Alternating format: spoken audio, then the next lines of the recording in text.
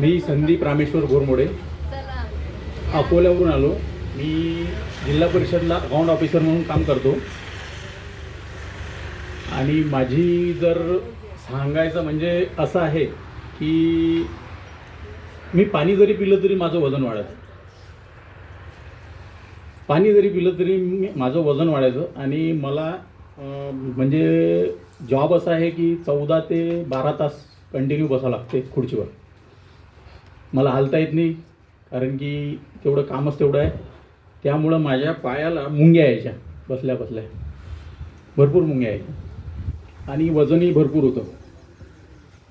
एक दिवस तेरवीचा कार्यक्रम होता. तिथे माझी भेट आपले झोडपे सर यांच्यासोबत झाली. आणि त्यांना मी पाहिलं होतं ऑफिसमध्ये आधी, म्हणजे 3 महिन्याआधी. तर त्यांचं वजन भरपूर, ते दिसायला अकराळ विक्राळ असे होते. आणि तेरवीत भेटल्यानंतर मी त्यांना म्हटलं, अरे हे तुमचं हे असं कसं झालं? तर ते म्हणाले, तुम्हाला जेवायचं आहे का? मी म्हटलं मी जेवण करत नाही, कारण की मी जेवण केलं तर अजून वजन वाढते. म्हणून मी पूर्ण डाएट फॉलो करत होतो पहिले. आधी भरपूर डाएट फॉलो केले, जिम केले, सगळं केलं, परंतु त्याचा असर काही जास्त झाला नाही. तर यांनी मला सांगितलं, तुझं जेवण नाही आहे तर मला 2 घास खाऊ दे म्हणे, बस. त्यांनी मला सांगितलं की बा हे असं असं आहे आणि तुला मी मॅसेज टाकतो.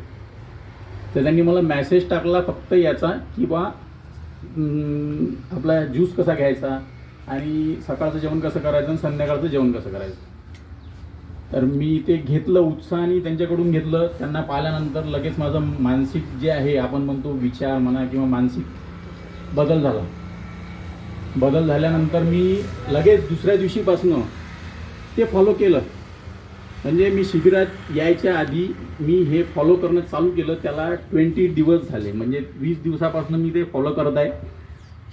म्हणजे घरचे मला पागल म्हणून आले होते की बा तू हे सडनली चेंज काय करू लागला. एक तर मी पागलच आहे, घरी मी कोणते डाएट करत होतो आणि काही पण करत होतो, तर ते मला पागलच समजतात. तर ते म्हटलं चला हे तर करून पाहू. तर मी ते चालू केलं. आणि सकाळी मी ज्यूस घ्यायचो. ज्यूस घेतल्यानंतर स्वतः हातानेच ते काकडी, कांदा हे ते सगळं कापून घेऊन जायचो. मिसेस पण म्हणायची की हे तुम्ही काय करू राहिले. 2-4 दिवस झाले. 3-4 दिवसांनी तिन्ही देणं चालू केलं. 6व्या दिवशी ते म्हणाली हे चांगलं आहे.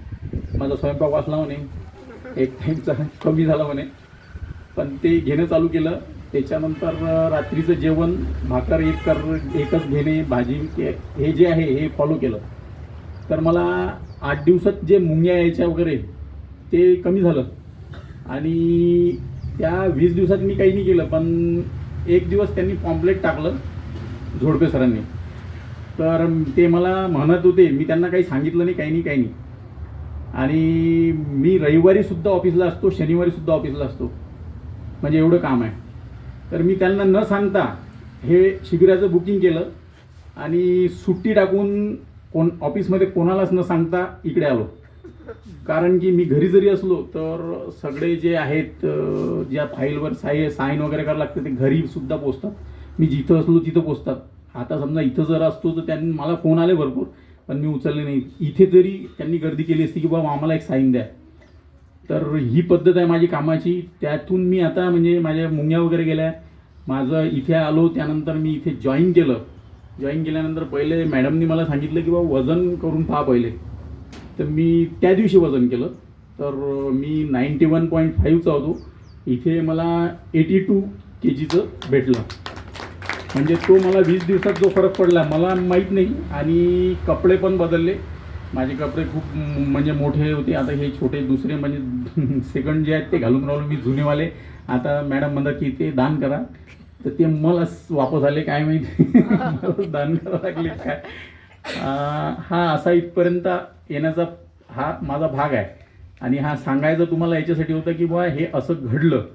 आता मला व्याधी काही नाही आहे. मला BP वगैरे होता पहिले, पण ते मी कंट्रोल केलं होतं.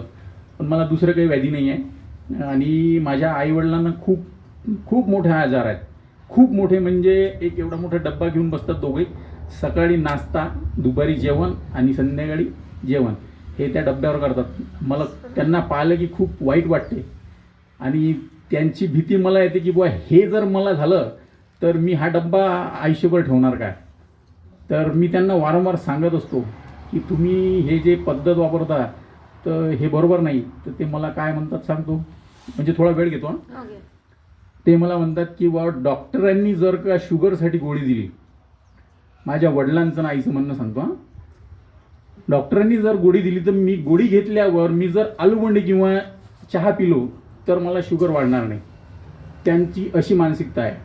आणि मी त्यांना म्हणत असतो की तुम्ही तळलेले पदार्थ खाऊ नका, तळलेल्या पदार्थातून हे होते, शुगर होते. तर ते म्हणतात तू आम्हाला शिकवणार का? मी म्हटलं काही हरकत नाही, मी नाही शिकवत, म्हटलं तुम्ही मोठे आहे.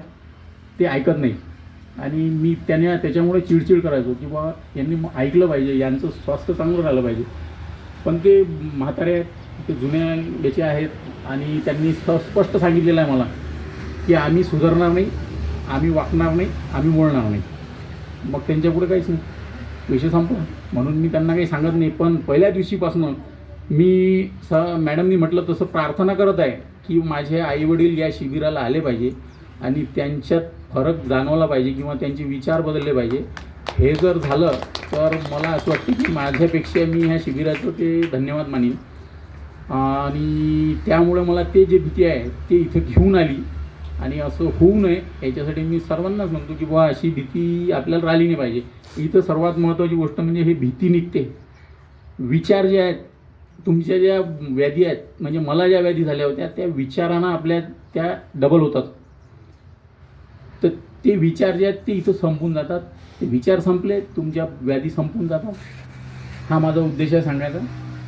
मग इथे येऊन मी जॉईन केल्यानंतर हे चालू आहे. पण याच्यात माझा तो नाश्ताही जास्त झाला, थोडंसं जास्तच झालं हे. आणि त्यांनी जिलेबी आणली होती, ते मी खाल्ली नाही म्हणा. मॅडमनी म्हटली खायची तर आपल्यावर आहे ते, आपण जर खाल्ली नाही तर चालते, समोर आलं की खाते माणूस. पण ते कंट्रोल आहे, त्याच्यासाठीच विचार बदला लागतात, कंट्रोल करावं लागते. राईट. आणि 5 दिवस माझे तुमच्यासोबत इतके चांगले गेले आणि मला याच्यातून खूप काही शिकायला भेटलं. हा झाला एक पार्ट. आणि दुसरा पार्ट सांगतो की जसं म्हणतात की बा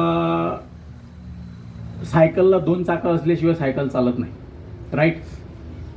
तर तसं मी म्हणेल की बा हे जे शिबिर आहे, हे शिबिर ॲटोसारखं आहे. ॲटोला 3 चाकं असल्याशिवाय ॲटो चालणार नाही. राईट, बरोबर. तर त्याच्यात 3 चाकं म्हटले तर जया मॅडम आदरणीय आहेत माझ्यासाठी आता, त्या पहिल्या दिवशीपासून, आणि नातेवाईकही आहेत. आणि दुसरी गोष्ट म्हणजे त्यांचे मिस्टर, ते आमच्या यालाच होते, ऑफिसलाच होते, आमची त्यांची आहेच ओळख. हे दुसरं चाक झालं. आणि तिसरं चाक म्हणजे हे छोटी माऊली. आपण लहान आहे म्हणून तरी तिला म्हणजे आज ती गुरु म्हणून गीता, डॉक्टर गीता